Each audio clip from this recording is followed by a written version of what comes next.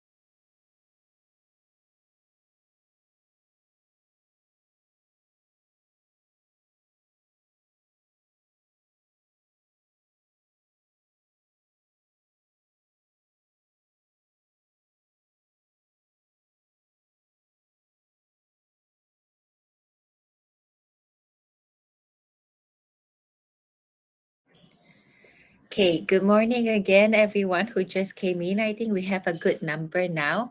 And we have a few housekeeping to go through at the beginning. So maybe I'll start right now. But again, good morning, everyone. Hope you all had a good breakfast. My name is Sherllie, and then I'm a registered dietitian based in Singapore right now.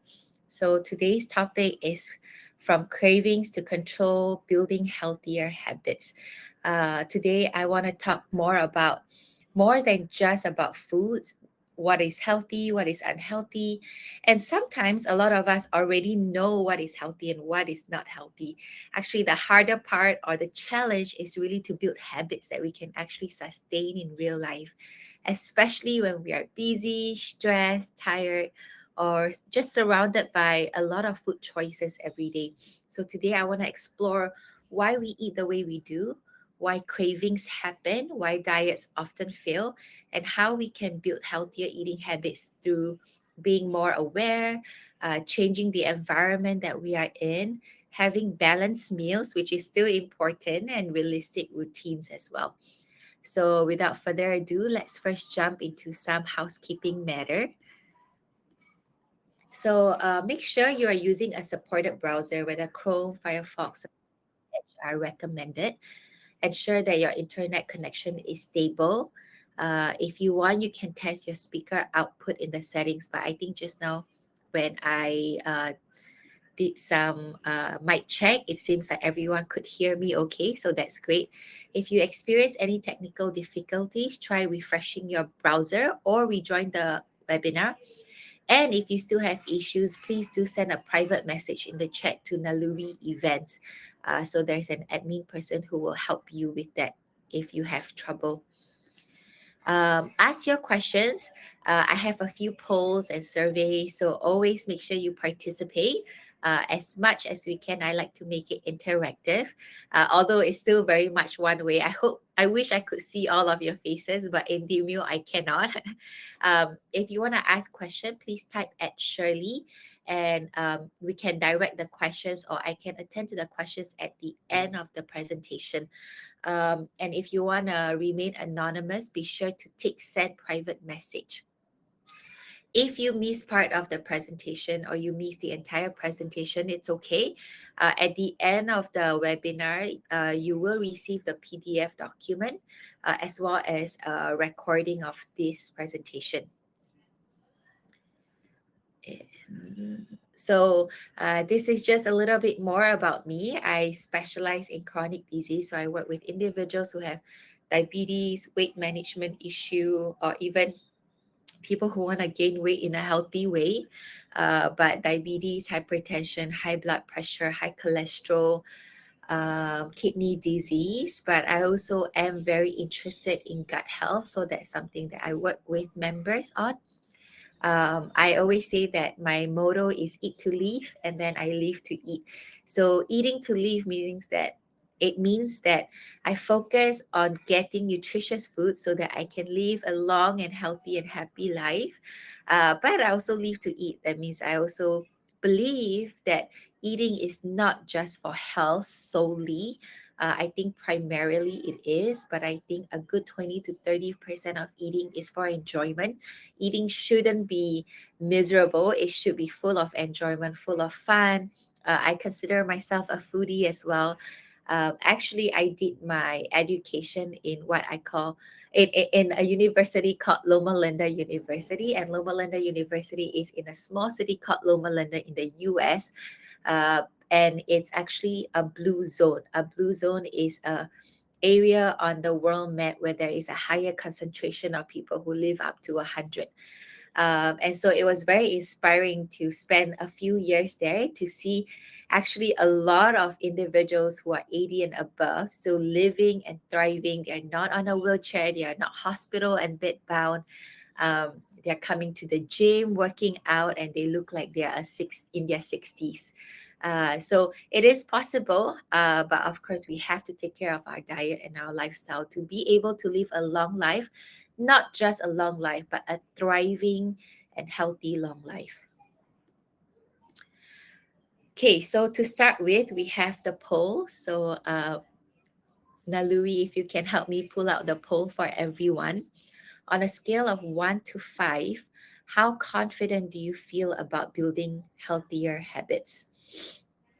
So there is no right or wrong answer here. This is just for me to understand where everyone is starting from. Some of you may feel very confident, but some of you may feel unsure because you think it's very difficult to sustain a healthy lifestyle. Wherever you're starting from, that's okay. The goal is to help. Hopefully, will leave you with some practical ideas that feel realistic. So let me see the polls right now. So I think most people are at a 3 or 4. That's great. That means you guys are feeling confident about building healthier habits. And minority of you guys voted 1 or 2 or 5. 5, that means you're very confident, and I hope this session will still be helpful and useful for you. Okay, I think we got about 79 answers out of 130. 83 is still similar. Majority would say 3 and 4. 3 feels like a safe answer, like, oh yeah, I know, but not really. But good, you are somewhere, and that's majority of you guys. Okay, so I think we can move on from the poll. Think I've got a good idea. So this is just an overview of what I will cover. Again, the idea of this presentation is to indicate that we eat more than just because we are hungry. Cravings are often influenced by emotions, thoughts, and sometimes people rely a lot on restrictive diets, which makes things harder. We also want to talk a little bit about how environment shapes our choices and how balanced meals can support fullness and energy, and how routines make habits sustainable, and progress actually matters more than perfection in the long run. So here's another poll for you. Again, I said this was meant to be an interactive presentation as much as I would like to. Have you ever eaten not because you're hungry, but because you are at a social event? Sorry, that's a typo. Or you're stressed or bored?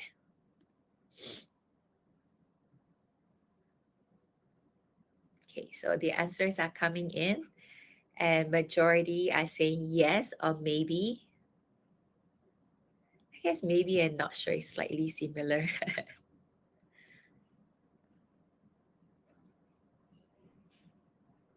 Okay, I think I have about 72 people out of 130 who have responded. That's more than 50%. So yes, majority answered yes, absolutely. And that's because, again, I mentioned the reason why we eat isn't always just because we are hungry. It could be many other reasons, which we will explore in a little bit. Okay, we'll move on from the poll again. So again, we don't just eat because we are hungry. Um, when this is again back to the motto that I say, right? I often say we eat to live, but to be honest, I also live to eat. Think about the last time you reach out for a snack. Was it because your stomach was growling? Or was it because you were tired, bored, stressed, or you just needed a break? When I think of my last snack, I had it last night. I had some milk and cereal. And actually, I would consider that a pretty solid snack. Low fat milk with high protein cereal. But because I personally enjoy drinking milk and cereal, that's something that I grew up with. And of course, the choices that I had when I was younger, like Cocoa Crunch or Milo balls, may be slightly lower in fibers, lower in protein. But that to me, cereal and milk is a sort of a comfort food. So that was my reason for snacking. I was just at night. I was a little bit hungry.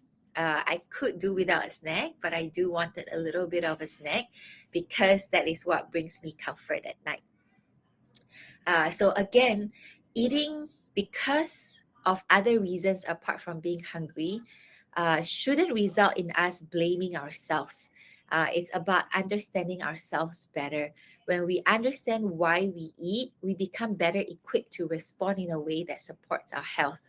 So let's explore some of the many reasons why we eat and why we eat the way we do.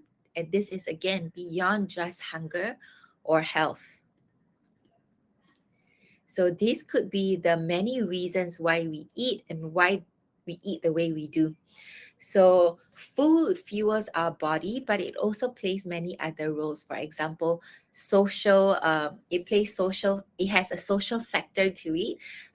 When we gather together, I feel like this actually social factor is a big one because whenever we gather with people, it's nice when there is food. It just helps to make the conversation flow easier. It helps create opportunity for conversations. And it's just nice to be able to enjoy the food that you like with people that you love. But also, it is emotional. It's tied to a lot of your childhood. Sometimes I eat certain food because that brings back a lot of sweet childhood memories, or I eat because I'm feeling sad and I want a piece of chocolate to cheer me up. It could be also culture and traditions that impacts a lot on why we eat the way we eat. So growing up, I grew up in Singapore. I don't eat salads often, but I because I spent about 8 9 years in the US. That's when my tongue acclimatized and my taste acclimatized to the food that is offered in the US, and so salad is a big one. And now I enjoy salad and crave for salad on some days. Sometimes we just want comfort snacks again. Or it could be out of habit. We eat at 12 p.m. for lunch every day. We eat dinner at 7 p.m. We eat breakfast at 8 a.m. And whether we feel hungry or not at that time, that is the time for us to eat because it's a habit that we have built. Or it could be out of passion. I love cooking myself. So whenever I see a new recipe that interests me, then I really want to try it. So even if I'm not hungry, but I do have some time that I can use to explore a new recipe, then I will prepare the food. And of course, I will end up tasting it and eating the food as well.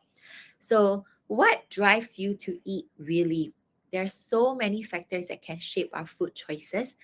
And it is important for us to know what are some of the driving factor of our eating habits.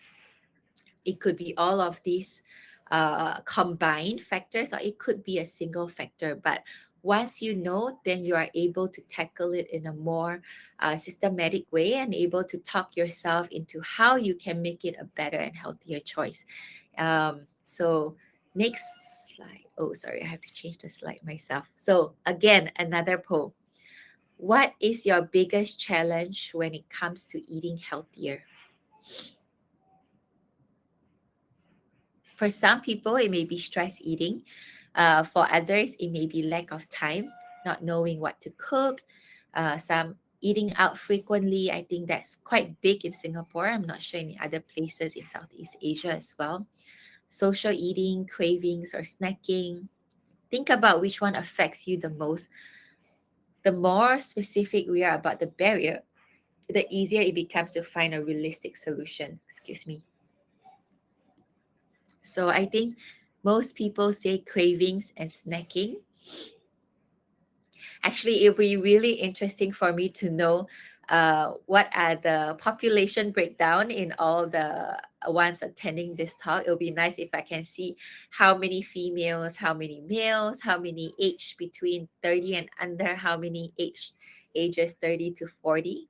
That can really tell me a lot from just this one poll. But of course, I don't have um, that information. And for now, majority of you are picking craving and snacking, followed by stress eating and lack of time. Okay. So the reason why it's helpful for us to know, for example, when it is stress eating, let's say if you're someone who eats because you're stressed, there is other ways to cope with the stress that you can explore and try to divert the attention away from relying on food as your or stress coping mechanism. Okay.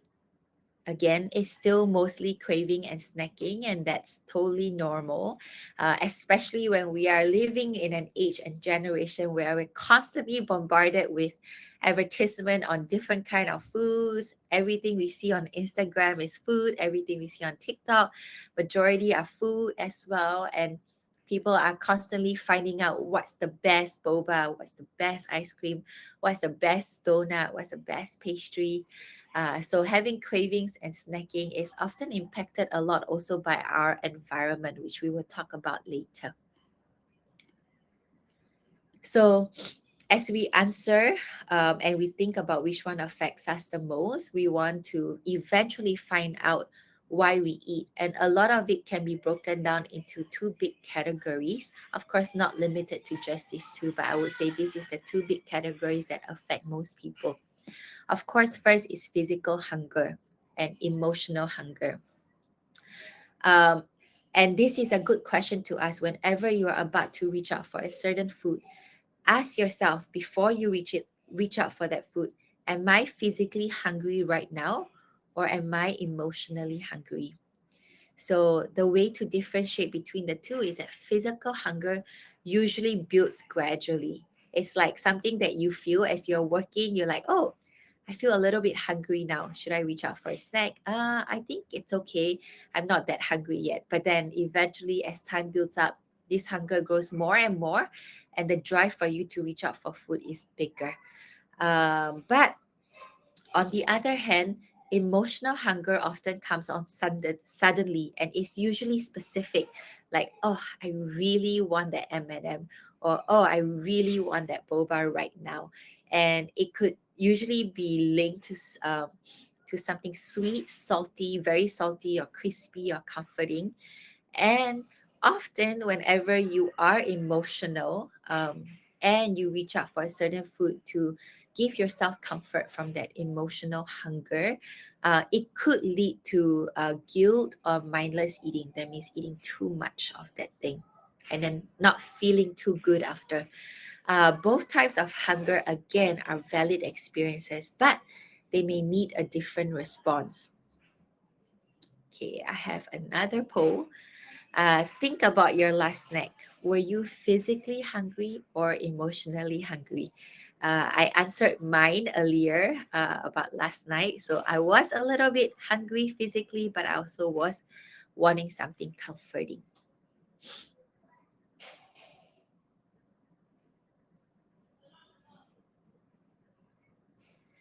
Okay, so we have 48 answered so far. Maybe some of you are still thinking, when was the last time I had a snack? That's not a bad sign. That means you haven't had a snack in a while. Okay, 66, 68.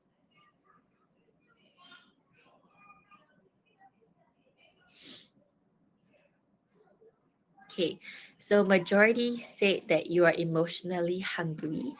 You can type in the chat if you like. What was the emotion that was driving you to reach out for the snack? Was it boredom? Was it sadness? Was it anger? Was it stress? Okay, some say stress and bored.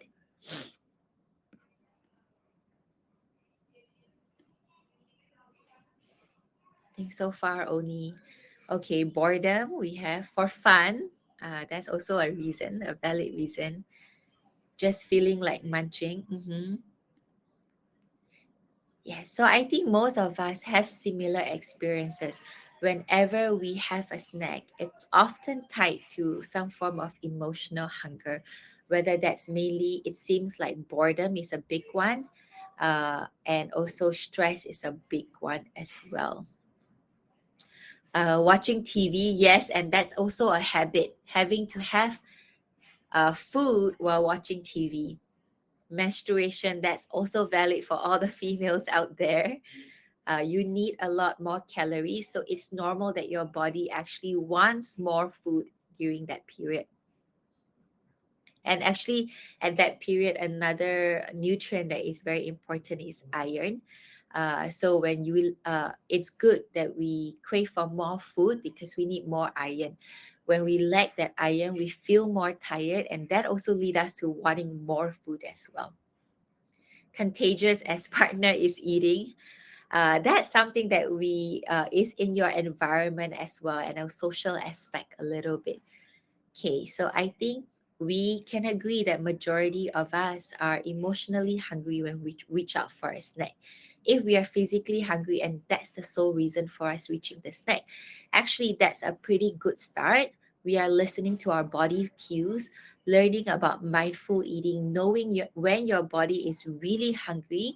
But the second step is to then tell ourselves or ask ourselves, what is the snack that I will use or reach out for to satisfy this hunger?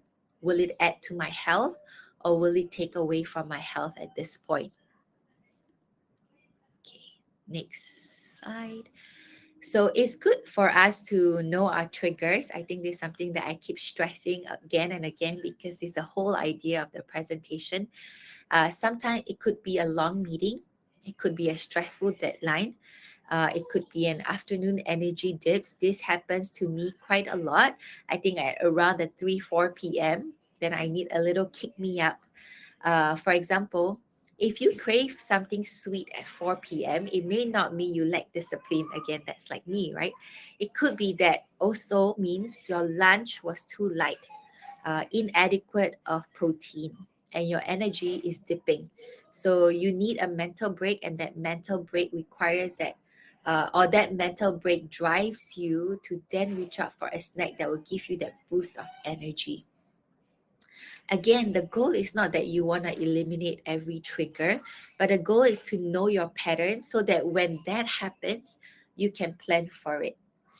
So, for example, if your trigger is seeing the snacks in the pantry, actually later there is a study that talks about how Google planned for an experiment to anyway plan for an experiment to limit snacking. But I will talk a little bit more when we get there. So if these are some of your trigger, you can plan for it beforehand and know how to tackle that trigger so that you can lessen that trigger in your environment,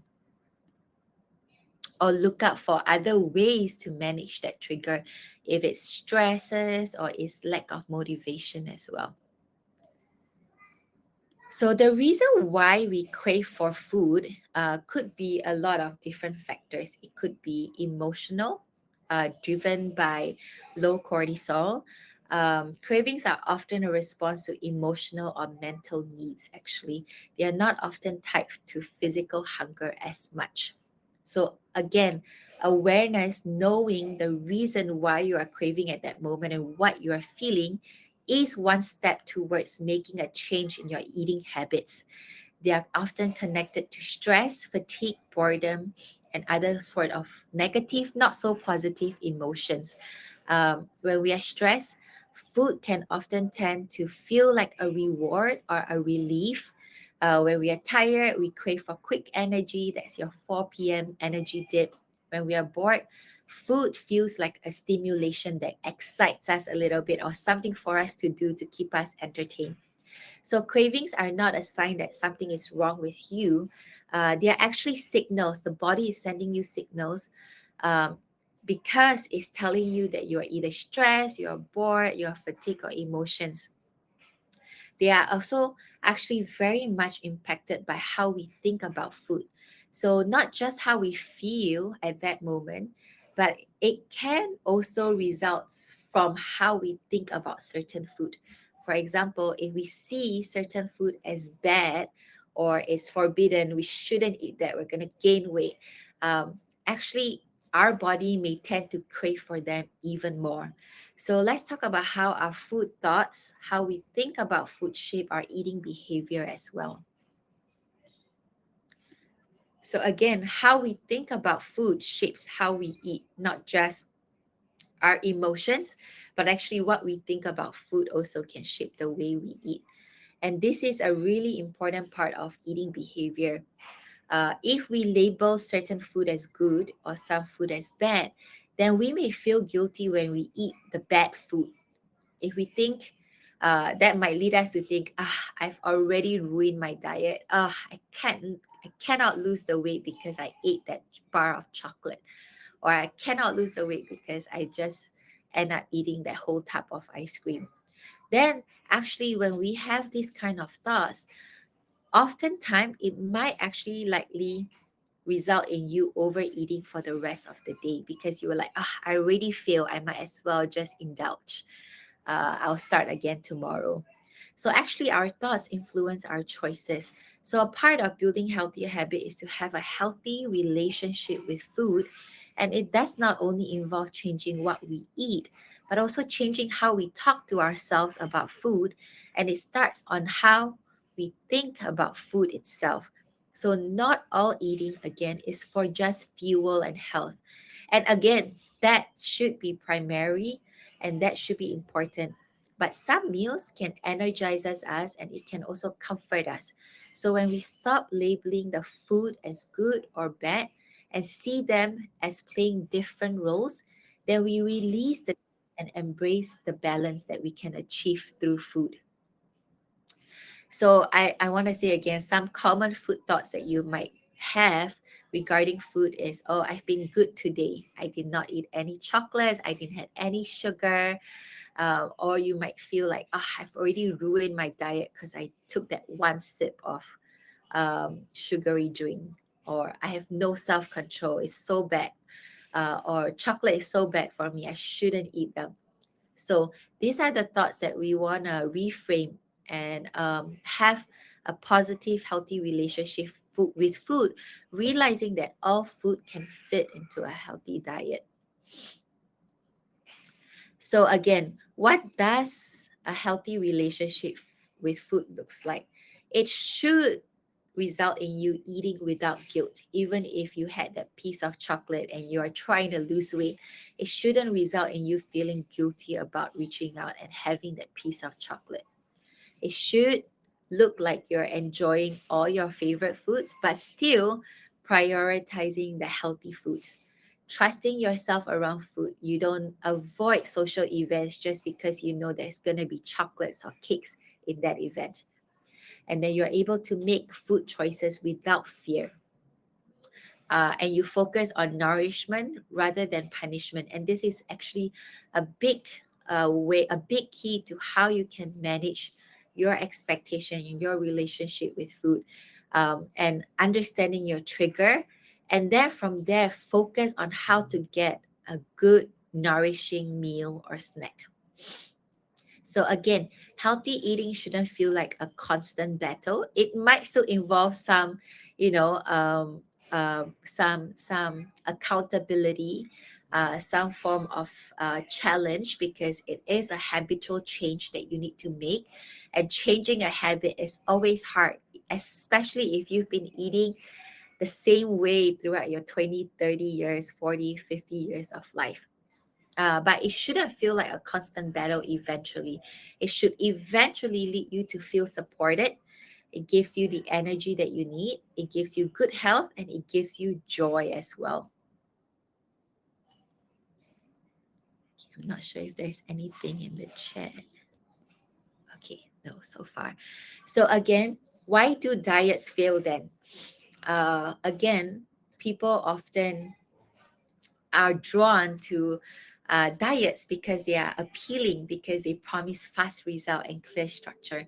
some of the fad diets, FAD, not FAT, but fad diets. For example, a keto diet is a big one. And then intermittent fasting is a big one. I wouldn't say intermittent fasting is a fad diet, but keto diet, I would consider that. And then there is the juicing, cleansing. There's so many diets out there, paleo diet, whole food diet.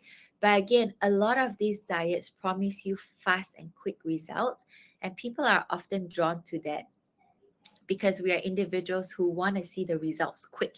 And sometimes when we don't see the results, we get unmotivated, we get discouraged. But the problem is that fast results are often very difficult to sustain. So usually when you're on this diet, you see a quick drop in your weight or a quick improvement in your health.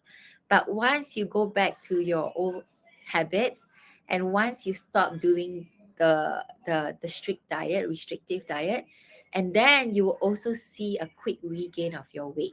So rigid diet rules can make certain food also feels forbidden, and this results in an unhealthy relationship with your food. Realizing, like thinking that this food is bad for you, and if you eat it, you should feel guilty, you should be ashamed of yourself. Um, and actually, what results in restrictive diet is that it causes your cravings to be even more intensified. An all or nothing mindset can often lead to a lot of frustration and a lot of guilt. So when diet fails, it's not always because a person actually lacks willpower. Very often, the approach itself to these fad diets or fast results um, is because they are too unrealistic and they are too restrictive. And this is often where most people can get caught in what we call a restriction cycle. So it often starts with trying to be very strict with food. Okay, tomorrow I can only eat this. But oftentimes it leads to stronger cravings, and then you overeat because you indulge in your craving, and then you feel guilty, and then the feeling that we need to restrict again after that. Okay, now that I failed today because I end up eating that whole bar of chocolate or that whole tub of ice cream, then tomorrow I need to really restrict and refrain. How many of that is your experience?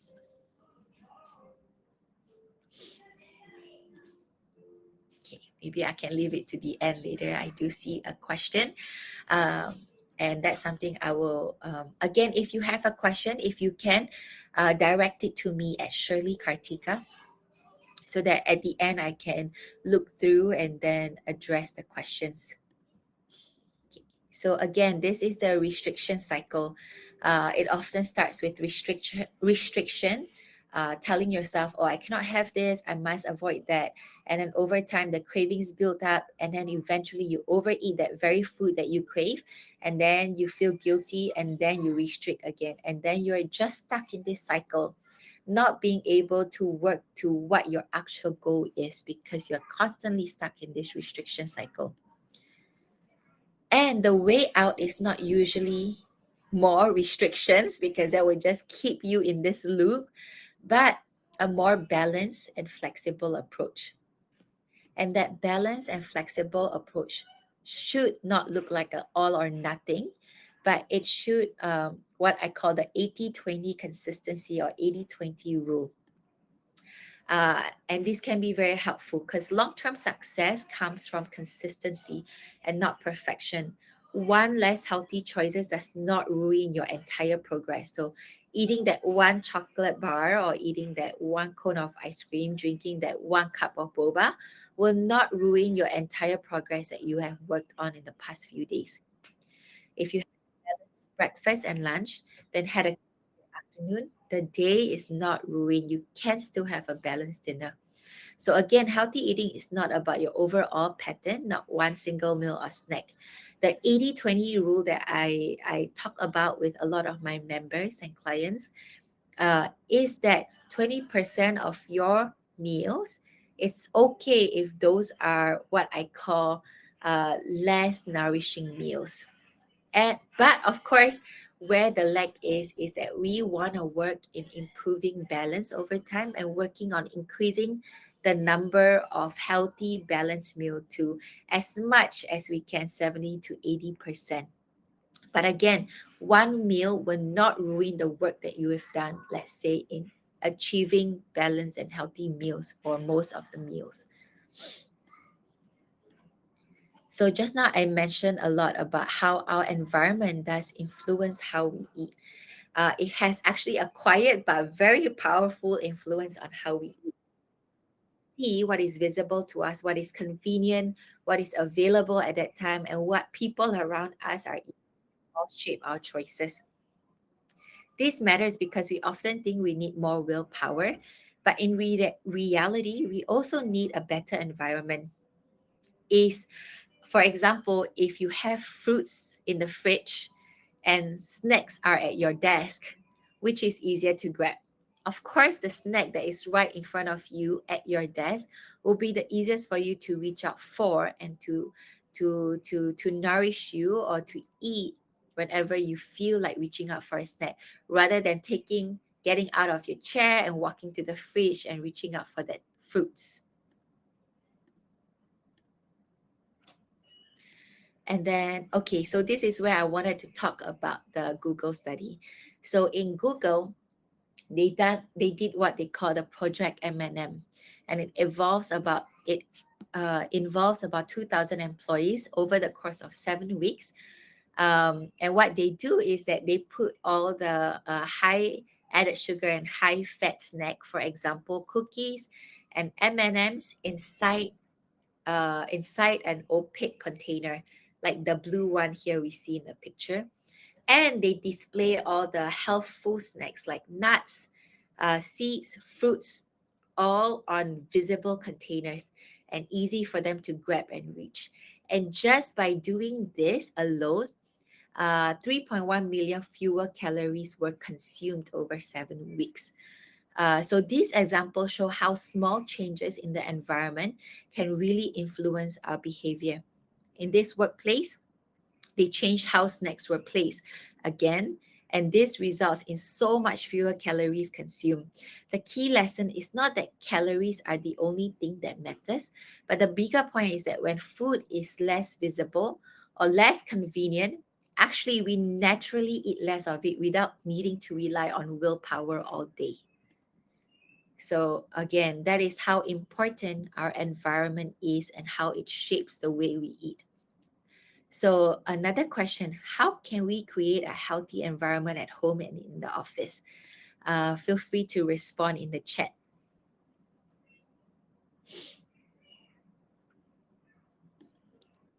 So some examples is to keep including fruits visible at your desk. And if you're at home, your fridge, you can put fruits in your fridge so that you will reach out for the fruit rather than any other snacks that is in the fridge. Having healthier snacks available is a big one. Keeping less nutritious snacks out of immediate sight, somewhere that is a little bit less convenient, maybe the top drawer where you need a ladder to reach out to. Preparing grab and go options. Having a water bottle nearby can help as well. Sometimes when we are emotionally hungry or when we are bored, it's good to take a sip of fluid like water, wait a little bit, and then check again with yourself if you are really hungry. Anyway, the idea about creating an environment at home and in the office is to make healthier choice the easier choice, easiest to reach. Okay, so I saw some response mix around with the health conscious people. Actually, that's also a good one. You can be the first one to start. If you start telling people, hey, this is my goal this year, and you start being the first to reject certain snack, then maybe others would be also keen to join you in. But of course, there are also friends that which I won't talk about. But sometimes, if we have a bad social circles, it doesn't help with our goal. They are not supportive. Then maybe those are the friends that we wanna limit our interaction with as well. Ensure snacking counter only with healthy snacks. That's actually a good one. That's exactly like what Google was doing, similar. Meal prepping with nutritious and healthy food. Yes, meal prepping is a big one. I want to quickly address this. For meal prepping, I think I won't cover in the presentation, but actually a lot of meals are freezable. And what I do myself is I cannot eat the same food every day for 7 days of the week.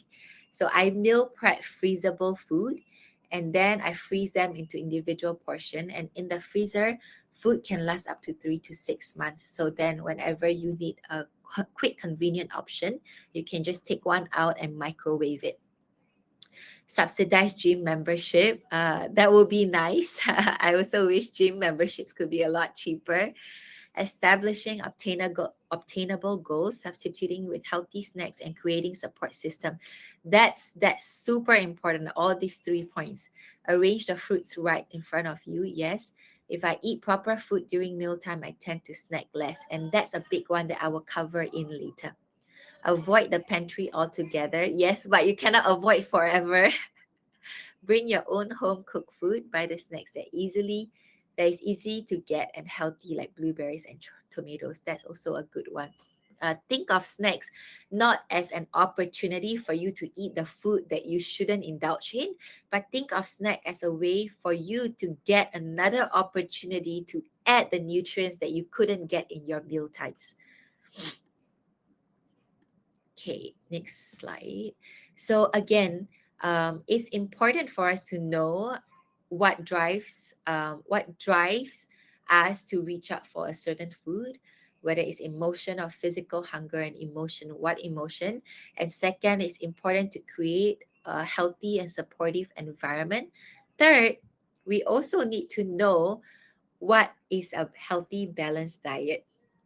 So the next step is making sure that the food we are choosing help us to stay full, satisfied, and less vulnerable to cravings. And this was a comment that was made earlier in the chat that I mentioned. And one of the simplest way to make sure you are full, satisfied, and less vulnerable to cravings is by building balanced meals. So let's shift from just how we think about food, our environment, to how we can choose the proper food in a way that fuels, satisfies, and supports our well being. Because again, a balanced diet isn't about eating perfectly, it's about consistency, variety, and nourishment. It's about putting together meals that give us steady energy, support our focus, and still allow for flexibility and enjoyment. So, a healthy, balanced meal should look like, or a healthy, balanced plate should look like this.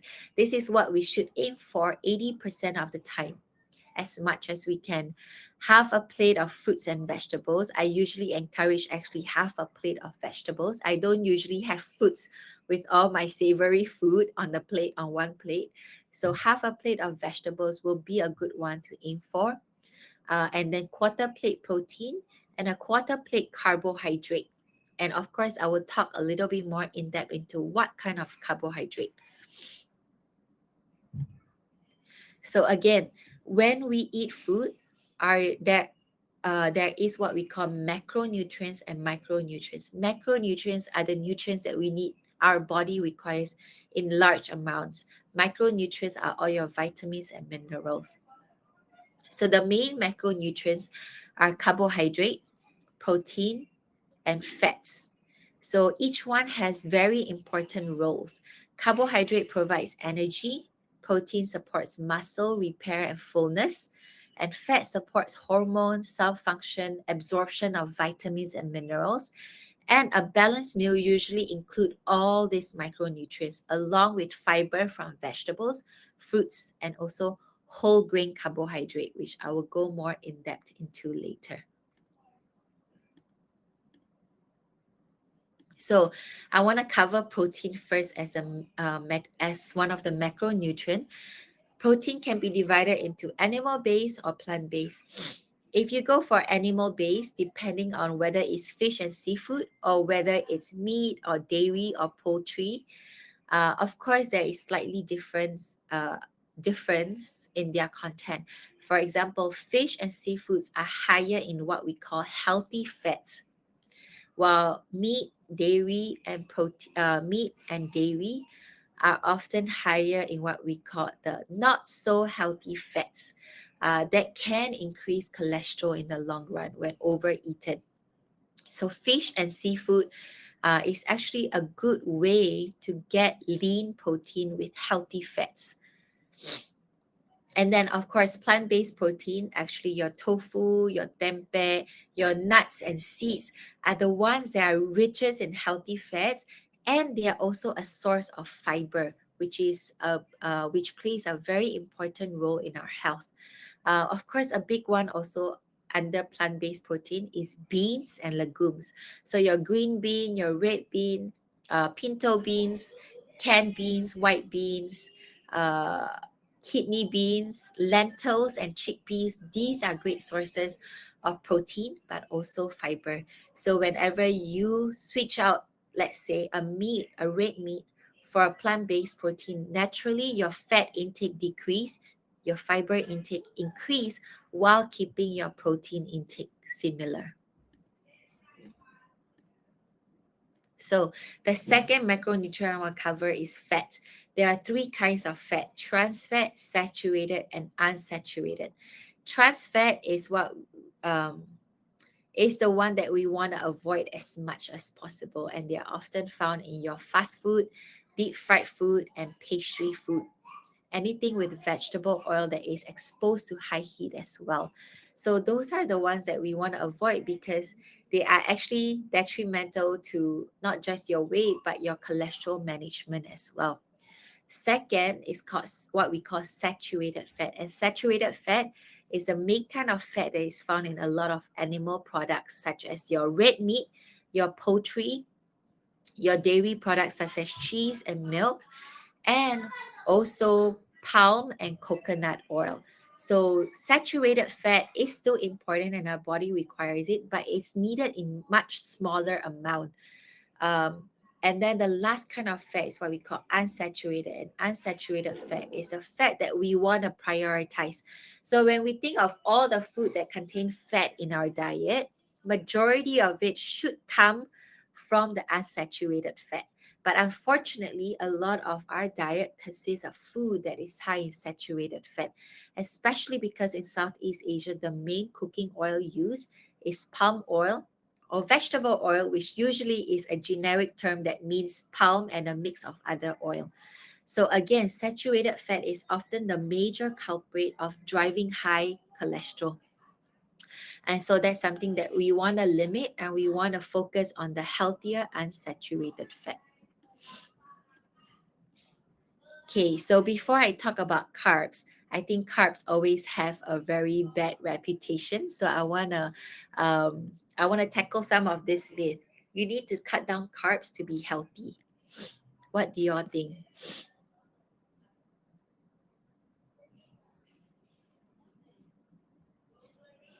False.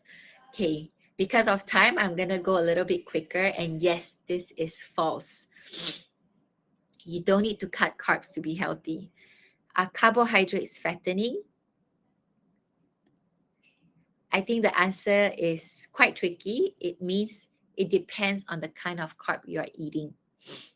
But in general, carbs are not fattening. Carbs are your body's main energy source. And to answer this quick, yes, it is your body's main energy source. So carbohydrate can consist of a variety of food. It's beyond just your white rice, your noodle, your white bread, your sugar, your sweet drinks, but it also consists of all your fruits and vegetables. It also consists of all your whole grains, so your brown rice, quinoa, barley, couscous, corn, buckwheat. These are all whole grain carbohydrate. Beans and legumes also consist of carbohydrate. Actually, some dairy products also contain carbohydrate. So again, all these are the food that we want to focus on, all these carbohydrate.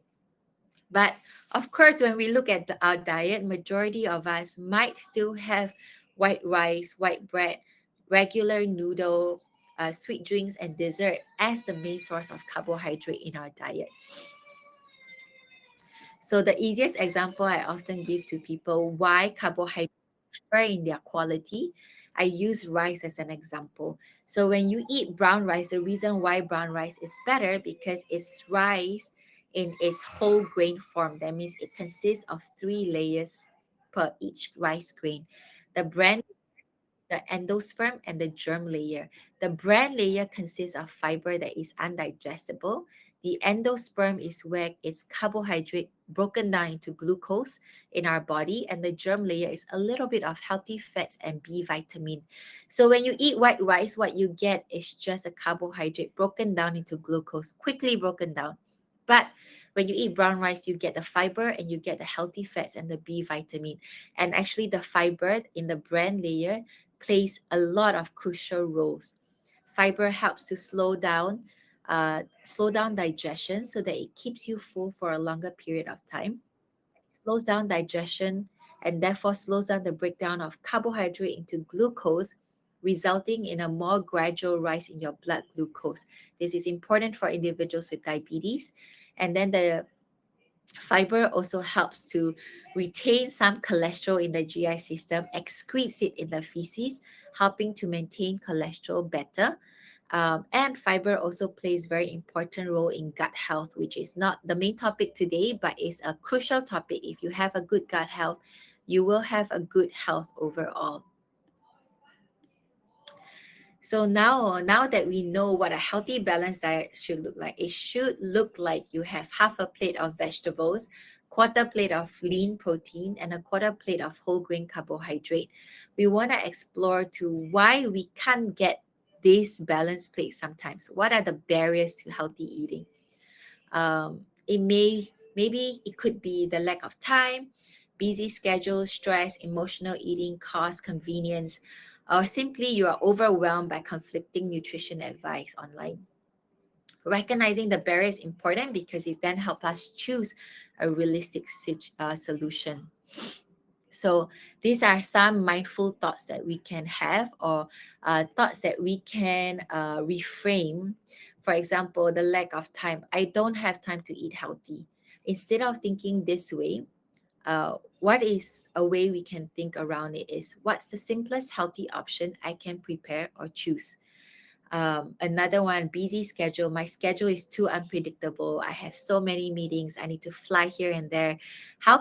Rather than having those thoughts, think about how can I make healthy eating more convenient for my busy schedule.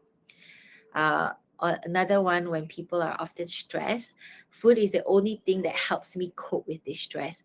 But let's think about how else can we manage the stress apart from food. Emotional eating, again, I shouldn't be eating this, but a healthy thought would be what am I needing in this moment beside food? Maybe you need more comfort from someone. Maybe you just need a hug or an encouraging message. So I do want to tackle some questions, and we have quite a little time left. What is one small habit you could start this week that will make healthy eating easier? I'll give a short time for people to respond.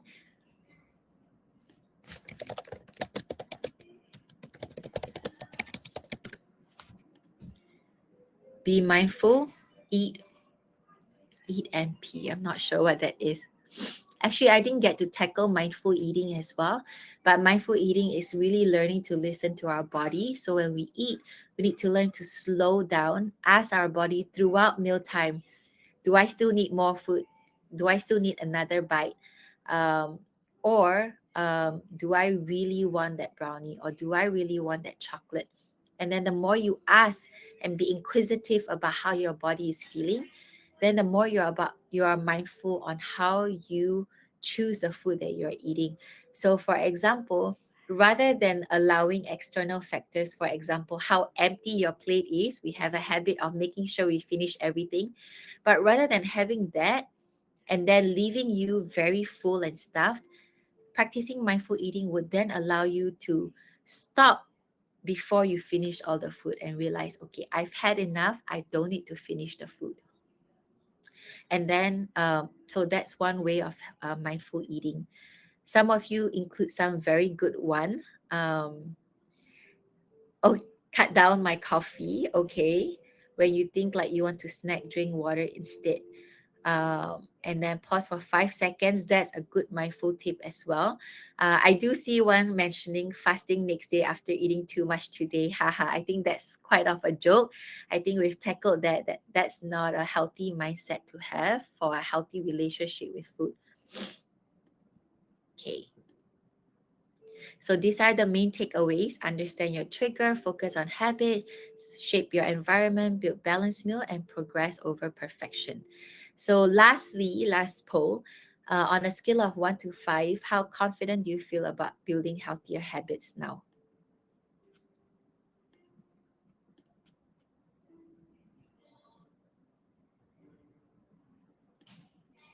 Okay. Do I have any response? 4, 4.5, 5. I guess this wasn't a poll. Oops.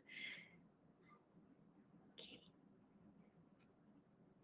Okay. I think the poll is out right now.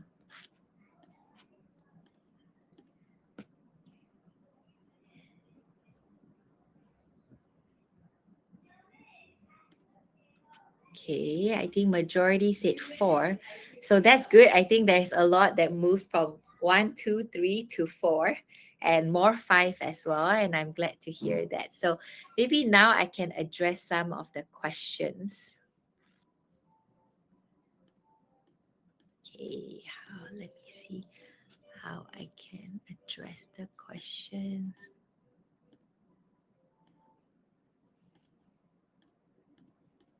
Uh, Okay, so isn't frozen food unhealthy, especially when reheated in a microwave? That's a myth. Microwave is safe to use. I use microwave a lot, and frozen food is not unhealthy. Actually, frozen fruits like berries, corn, or vegetables, they are usually its ripest stage. That means it has the most nutrient value. It's plucked and is fresh, flash frozen, quickly frozen to retain its nutrient value. When we buy fruits from the store that is fresh, often they are plucked before they are ripe, and then they use gas or they use certain methods to prevent it from ripening fast. And then when they put it out in the store, it starts to ripen and you buy it and then you put it on your kitchen counter for a few days and it's over ripened, and usually the nutrient value is not as its peak. So actually that's a good way. Actually frozen berries is a lot cheaper and actually it retains its nutrient value as its peak. So again, that's a myth. Help me how to cut MSG snack can replace with what my craving snack. I lost what nutrient. There's a lot of question. I'm not sure how to answer all of that, but basically, uh, MSG is basically sodium, similar to salt. So what you are craving for is a lot of salty food. So what I would say is to realize again your trigger. When do you reach out for this high salt food? Is it emotional? What kind of emotion? And when you know that, if it's emotional, is there another way to tackle that emotion rather than having the emotion be dealt with a high salt food? Thirdly, the reason why we crave for certain food that is very sweet or very salty sometimes is because we've been eating that way for a long, long time. So whenever we eat food, our body crave for that punch of saltiness or that punch of sweetness. And the way to undo that is to slowly graduate or slowly reduce the intake of sodium and sugar gradually, and introducing more flavors in food through herbs and spices. And then that way you are more prone to the flavor of what is in the food rather than just wanting that saltiness or sweetness.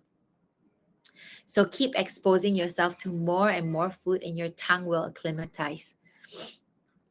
How about eating overnight food and reheating it bad? Some say high nitrate content in overnight food, especially green veggie, is bad.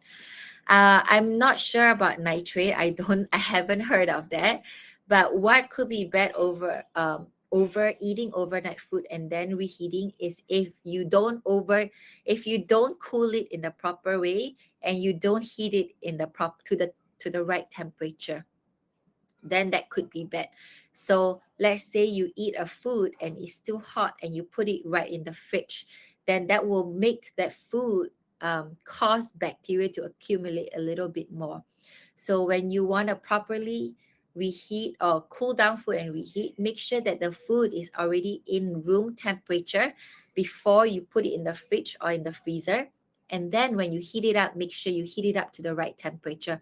And depending on what food, the right temperature is different. So you can always look it up as well on Google. How long should I microwave this food for it to be bacteria safe? I have problems with breakfast food because I like savory and spicy food like nasi lemak and mihun goreng. Any suggestions? So what I would suggest is to slowly cut the nasi lemak or the mihun goreng to just one less times a week. And when you do get the nasi lemak or the mihun goreng, ask for less nasi, ask for less mihun goreng, add the vegetables, ask for extra cucumbers or ask for extra protein like boiled egg. So I think now we've reached the end of the time. I'm sorry I couldn't answer all the questions.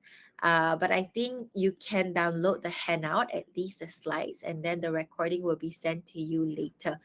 And just to wrap up, lastly, to answer the last two questions, I can't eat brown rice. Is there another type of rice that can replace normal rice? Barley, corn, quinoa. If you search whole grains, there's quite a big list of food that you can eat whole grain to replace white rice. How do I know which diet is suitable with my body? This is a big question that I cannot answer in one sentence.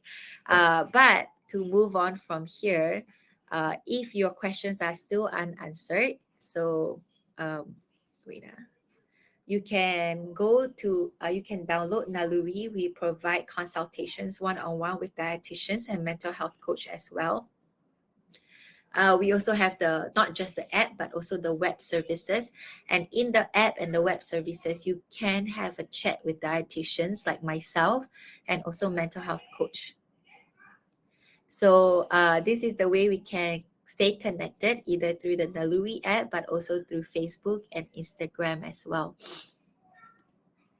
So thank you again for all your time. Sorry, it's a little bit rushed. I wish I could cover more, but time is limited. Thank you for joining me today, and I hope you have a good lunch. And today, remember on that one small habit you can make for lunch today. Thank you.